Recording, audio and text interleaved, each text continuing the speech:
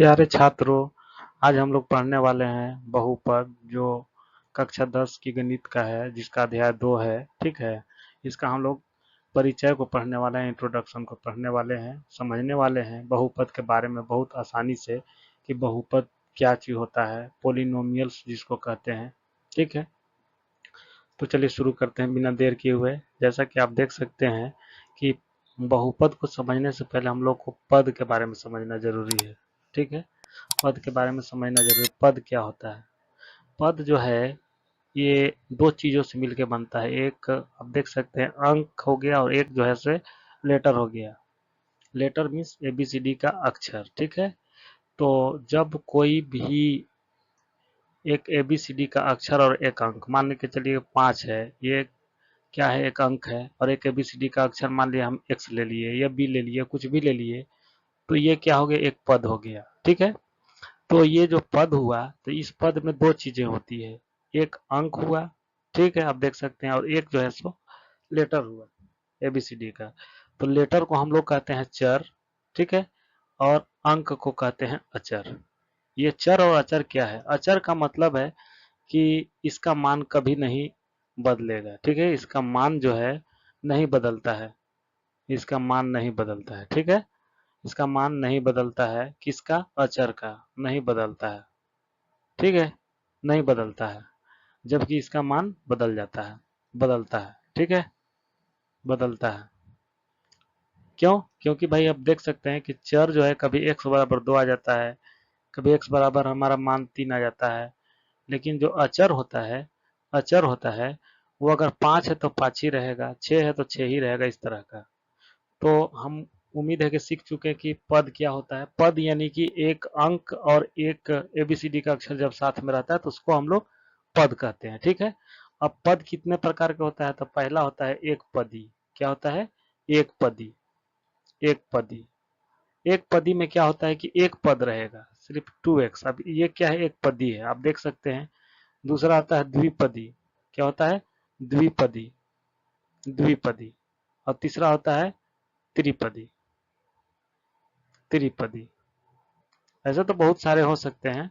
ठीक है, तो द्विपदी में क्या होता है कि एक होता है, सपोज कीजिए कि यहाँ पे लिखा हुआ है 2x प्लस 3y। ये दो अलग अलग पद हो गया, एक 2x हो गया, एक 3y हो गया।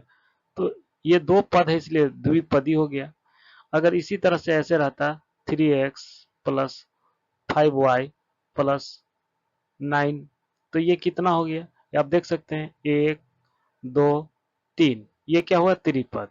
यानी कि पद जो है बहुपद जो है सब पद के हिसाब से, संख्या के हिसाब से 3 पद हम लोग जानते हैं। लेकिन आपको एक बात समझना होगा कि जब एक से ज्यादा कोई भी पद रहे, सपोज कीजिए कि जैसे यहाँ 2x है, तो ये क्या है? एक पदी है। ठीक है, अगर इससे ज्यादा अगर पद हो जाता है, जैसे 2x प्लस 3y, ठीक है, तो इसको हम यहाँ से या तो द्विपद बोल सकते हैं या तो बहुपद बोल सकते हैं। बहुत, बहुपद माने बहुत सारी पदें, है ना? एक से ज्यादा पद को हम लोग बहुपद बोलते हैं। तो समझ गए बहुपद के बारे में। चलिए नेक्स्ट समझते हैं। नेक्स्ट है बहुपद के प्रकार। बहुपद के तरह का होता है। अब बहुपद का मतलब बहुत सारे बहुपद, ये जितने भी यहाँ पे दिख रहे हैं, ये सब बहुत सारे बहुपद को दर्शा रहा है। ठीक है, तो हम लोग लिख सकते हैं कि बहुपद जो है, यह पहला बहुपद होता है रैखिक बहुपद। क्या होता है रैखिक बहुपद? सपोज कीजिए कि यहाँ पे लिखा हुआ है x plus Y plus Z. ये क्या हो गया? एक रैखिक बहुपद हो गया। क्यों? इसको हम अभी डिटेल में बता रहे हैं। जिस बहुपद का घात एक है, क्या है? एक है, कुछ नहीं है तो एक है, उसको हम लोग रैखिक बहुपद कहते हैं। क्या कहते हैं? रैखिक बहुपद। और द्विघात बहुपद, जिस बहुपद का अधिकतम घात 2 रहेगा, पावर 2 रहेगा, उसको द्विघात बहुपद कहते हैं। For example X square plus Y plus Z. आप देख सकते हैं कि इसका अधिकतम घात क्या है? तो यहाँ पे जो है सो अधिकतम घात हमारा 2 है, तो ये द्विघाती बहुपद हो गया। तो द्विघात बहुपद को हम इस तरह से और लिख सकते हैं, x square plus x plus 2। इस तरह से भी लिखेंगे तो ये क्या हो गया? द्विघात बहुपद हो गया। ठीक है, त्रिघाती बहुपद। त्रिघाती बहुपद में बहुपद जो रहेगा, आप देख सकते हैं यहाँ पे त्रिघाती बहुपद लिखा हुआ है। त्रिघाती बहुपद में बहुपद जो रहेगा उसका घात, अधिकतम घात कितना रहेगा? 3। सपोज कीजिए कि x पर power 3 plus x square plus 2, ये क्या है, ये तो बहुपद है क्योंकि 1 2 3 ये एक से ज्यादा पद है। पद को कौन बांटता है, प्लस या माइनस का चिन्ह, प्लस या माइनस का चिन्ह पद को अलग करता है। ये एक पद हो गया अलग, इसके बीच में प्लस हो गया, एक पद ये अलग हो गया क्योंकि इसके बीच में प्लस है, एक पद ये अलग हो गया क्योंकि इसके बीच में भी प्लस है। ठीक है, तो पद को बांटता है प्लस या माइनस। ठीक है, तो त्रिघाती बहुपद किसको कहेंगे, जिस बहुपद का अधिकतम घात 3 हो। जैसे आप देख सकते हैं अधिकतम घात 3 हो उसको त्रिघाती बहुपद कहते हैं। तो उम्मीद है कि आप समझ गए होंगे कि रैखिक बहुपद क्या होता है, द्विघाती बहुपद क्या होता है, त्रिघाती बहुपद क्या होता है। चलिए नेक्स्ट देखते हैं।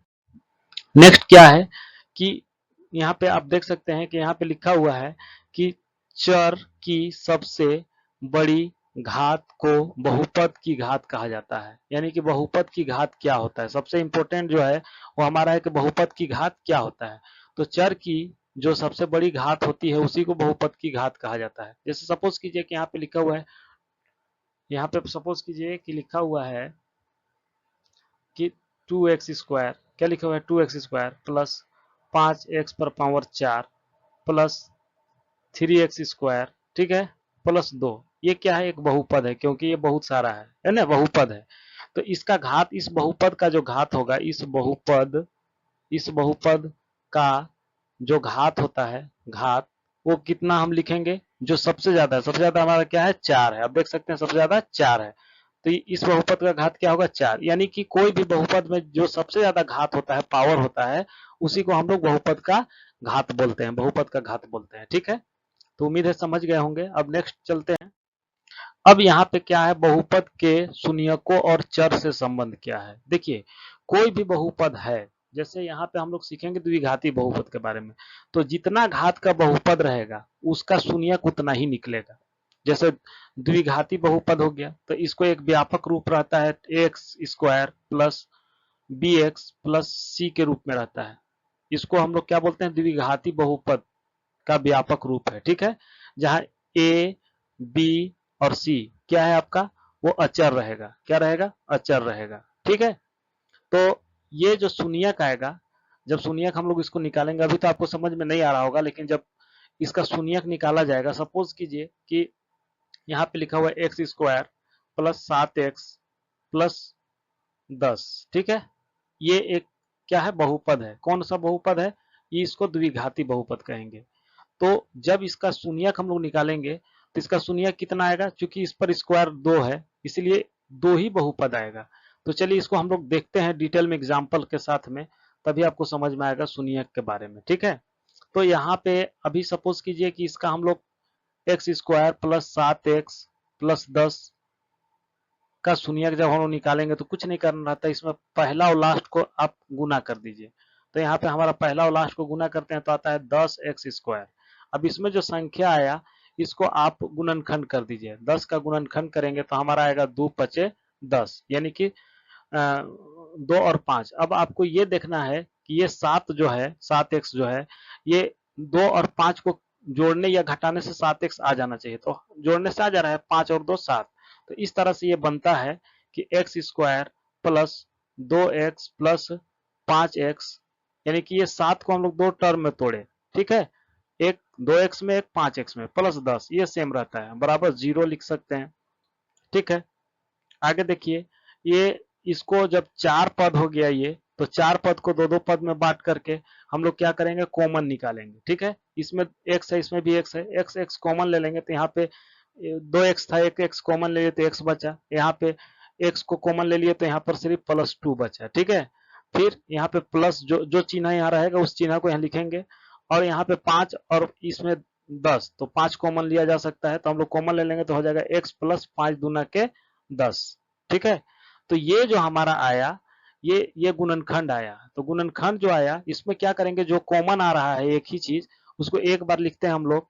ठीक है, और जो बाहर बाहर का है जैसे x प्लस 5, ये क्या हो गया, ये हमारा जो है वो एक लिखा जाएगा। ठीक है, अब यहाँ पे हम लोग चलते हैं, यहाँ के बाद यहाँ पे आप देख सकते हैं कि यहाँ जो है वो आपका क्या लिखा हुआ आया, आ गया x plus 2 into x plus 5। ठीक है, बराबर 0। तो आप देख सकते हैं कि अगर x प्लस 2 को हम इस तरह से बराबर 0 देते हैं और x प्लस 5 को भी 0 देते हैं तो हमारा जो x बराबर क्या हो जाएगा, उधर 2 जाएगा तो -2 हो गया, यहाँ x बराबर क्या होगा, -5 हो गया। यही जो दो संख्या आया यही इसका क्या हुआ, शून्य। तो शून्य को एक को कहते हैं अल्फा और एक को अल्फा कहेंगे और एक को कहेंगे बीटा, ठीक है। तो इसका सूत्र है, फॉर्मूला, शून्यकों का जब जोड़ करेंगे तो वो क्या किसके बराबर आएगा, b बाई ए के बराबर, -b/a। -b क्या है, b कहाँ है, ये b है, ये b है, ठीक है, और a कहाँ है, ये है।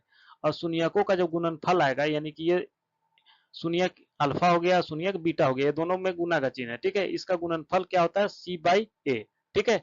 c कहाँ है, ये वाला c है, और a कहाँ है, ये वाला है। तो आगे नेक्स्ट चैप्टर में आपको जब हम लोग एक्सरसाइज 2.1 और 2.2 को जब हम लोग पढ़ेंगे तो ये यूज होगा, ठीक है। तो इसलिए इसको ध्यान पूर्वक आप अच्छा से समझ लीजिए और देख लीजिए। तो चलिए अब हम लोग मिलते हैं अगले चैप्टर में, ठीक है। अगर चैनल में जो हम बताएं अगर ये पसंद आया होगा तो चैनल को सब्सक्राइब कर दें, लाइक कर दें और कमेंट भी करें अगर कुछ प्रॉब्लम होता है तो, ठीक है। धन्यवाद।